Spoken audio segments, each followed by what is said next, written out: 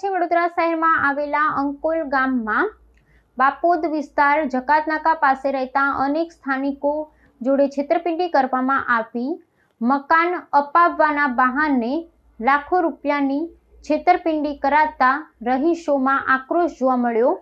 Media બોલાવી લોકોએ પોતાનો આક્રોશ વ્યક્ત કર્યો। અમારા મમ્મી મારા ફ્રેન્ડના ત્યાં બેસવા ગયા હતા।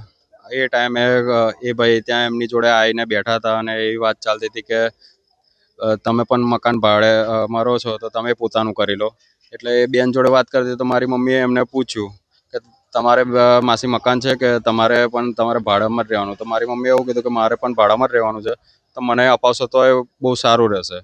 તો મારી મમ્મીને એ રીતે ખબર નથી ને એ રીતે પૈસા ભરાવી દીધા। કેટલા પૈસા ભરવામાં આવ્યા સ્ટાર્ટિંગમાં કે હજુ તક કેટલા રૂપિયા ભરી ચૂક્યા છે? ટોટલ 3,75,000 રૂપિયા ભરેલા છે અને એમાં અમને એવું કીધું હતું કે તમને એક દુકાન અપાઈશ અને એક મકાન અપાઈશ।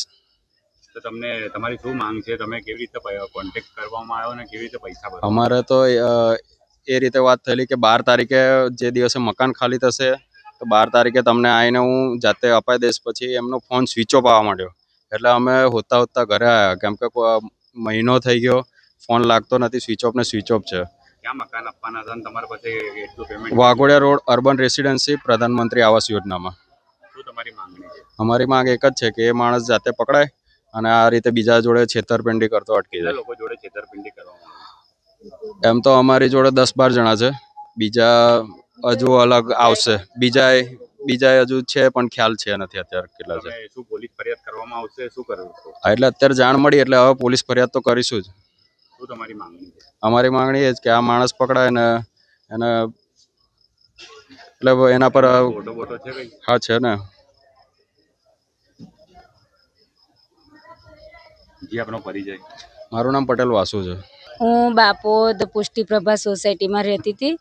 હું ઘરકામ કરવા જતી હતી અને ધર્મિષ્ઠાબેન મને મળ્યા તો એમણે કીધું કે આવી રીતના ફોર્મ ભર્યું છે, તારે ભરવું હોય તો ભર।